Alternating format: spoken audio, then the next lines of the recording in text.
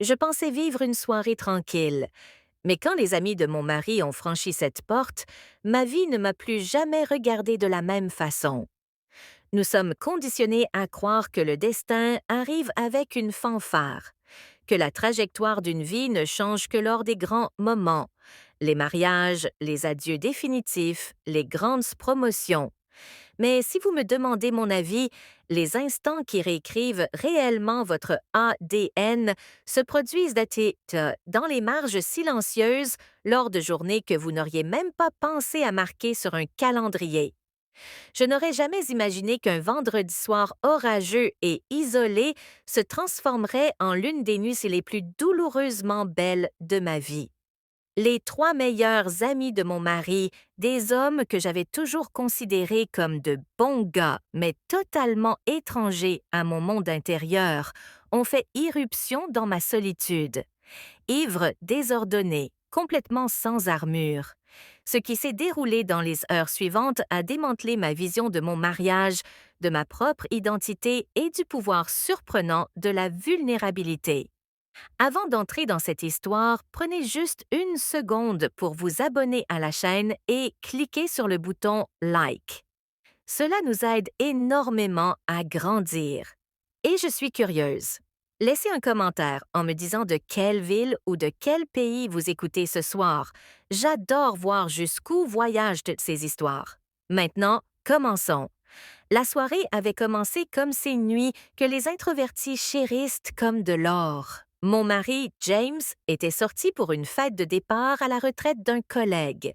J'avais décliné l'invitation. Désireuse de retrouver le silence de notre maison, je me suis préparé une forte tisane de camomille. J'ai enfilé mes chaussettes en laine les plus épaisses et installé une toile dans le salon, avec l'intention de peindre pour la première fois depuis des mois. La maison était enveloppée de calme. Le seul bruit venait de la pluie d'hiver qui fouettait violemment les vitres, une forteresse chaleureuse me séparant du chaos extérieur. Je venais tout juste de mélanger une nuance de bleu, sentant enfin mes épaules se relâcher, quand un martèlement chaotique à la porte d'entrée brisa la paix. Au début, j'ai cru que c'était le vent ou une branche contre le porche. Puis la serrure a cliqué, la porte s'est ouverte brusquement et trois silhouettes ont erreur que je pouvais l'enterrer sous le silence. Mais certains secrets refusent de rester silencieux.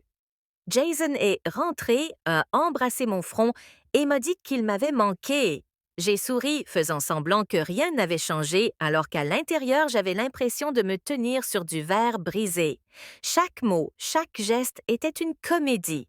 Et pourtant, Noah persistait dans mes pensées. Sa voix, son regard, le souvenir de la façon dont mon prénom sonnait quand il le prononçait. Les jours se sont fondus en semaines. J'ai essayé de prendre mes distances, de reconstruire les murs que j'avais brisés, mais les plus petites choses continuaient de les faire tomber.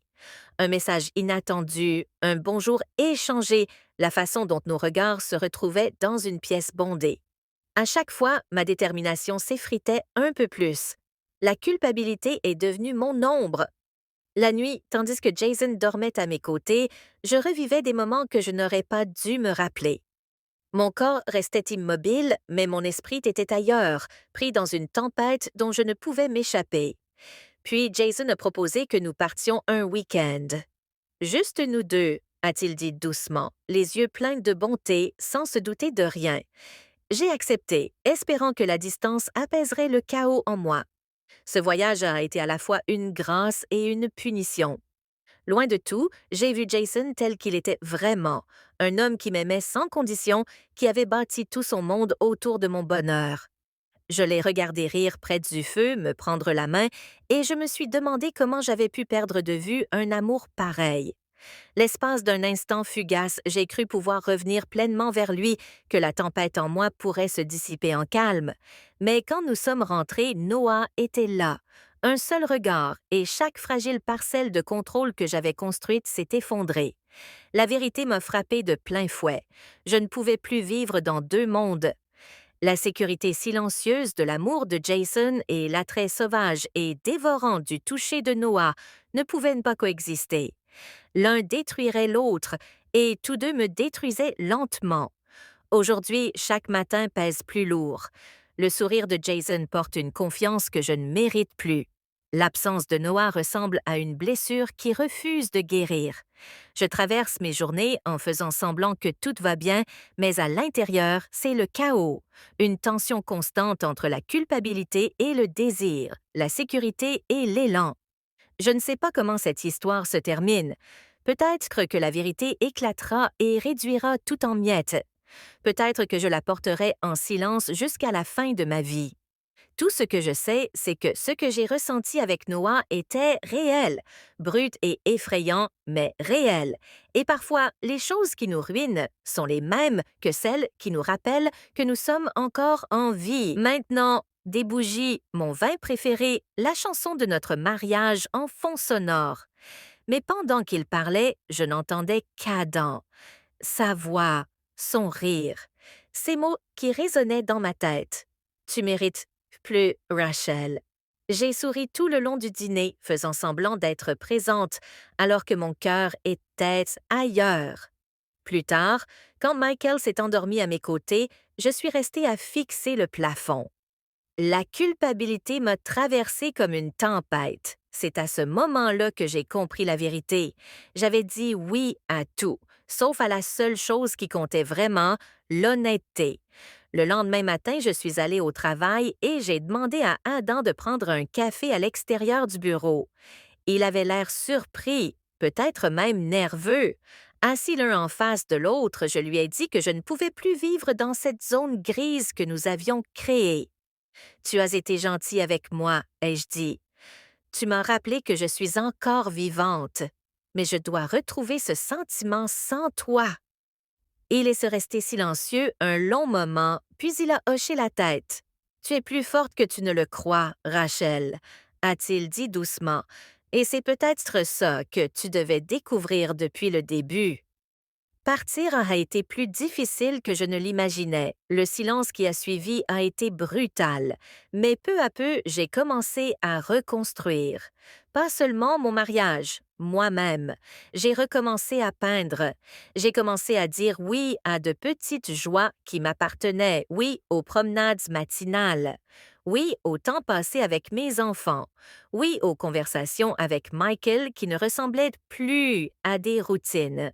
Finalement, j'ai dit la vérité à Michael, pas au sujet d'Adam précisément, mais sur ce vide que je ressentais. Il ne l'a pas bien pris. Il y a eu des disputes, des larmes, de longues nuits de silence. Mais petit à petit, nous avons retrouvé notre chemin. Il a recommencé à être présent, vraiment présente, et moi, j'ai appris à lui pardonner et à me pardonner. Des années plus tard, je repense encore à ce chapitre de ma vie, non pas avec des regrets, mais avec lucidité, parce que parfois, l'infidélité ne commence pas par un baiser, elle commence par l'absence, par la solitude, par le fait de dire oui à tout le monde, sauf à la personne que l'on a juré d'aimer. J'ai dit oui à tout parce que j'avais peur de dire non au vide dans mon cœur. Mais j'ai compris une chose d'essentielle. Le véritable amour n'est pas d'être toujours heureux.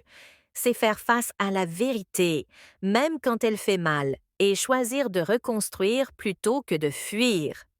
Et aujourd'hui, quand je regarde en arrière, je réalise que le mot le plus puissant dans une relation n'est pas oui.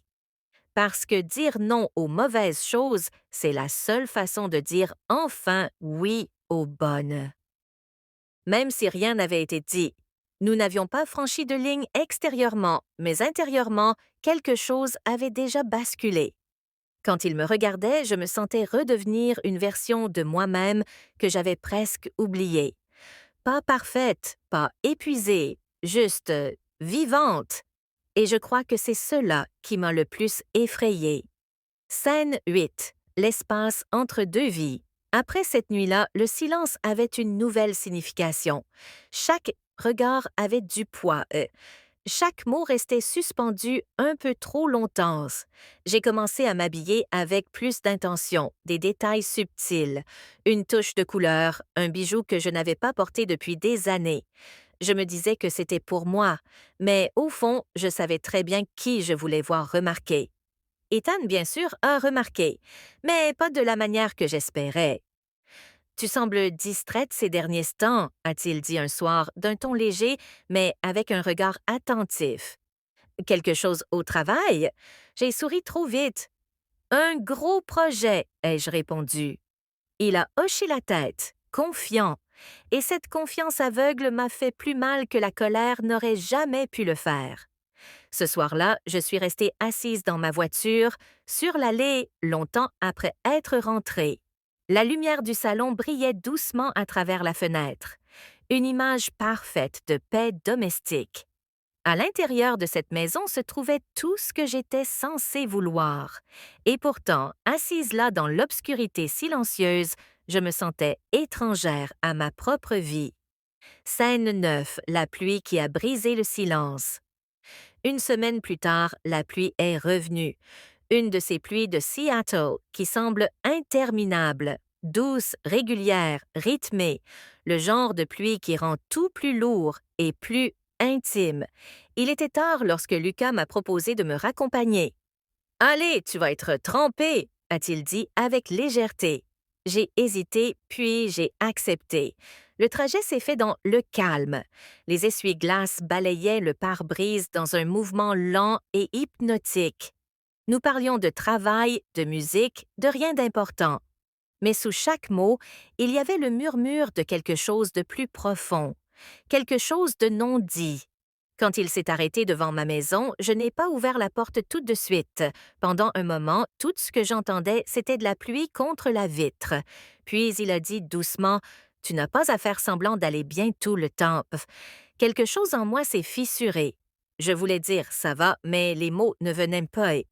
À la place, je me suis tournée vers lui, et dans cet instant fragile, tout a changé. Le baiser n'était ni sauvage ni calculé. Il était silencieux, douloureux, humain. Et quand il s'est terminé, il n'y a eu ni victoire ni soulagement, seulement le poids lourd et tranchant de savoir que quelque chose d'irréversible venait de se produire.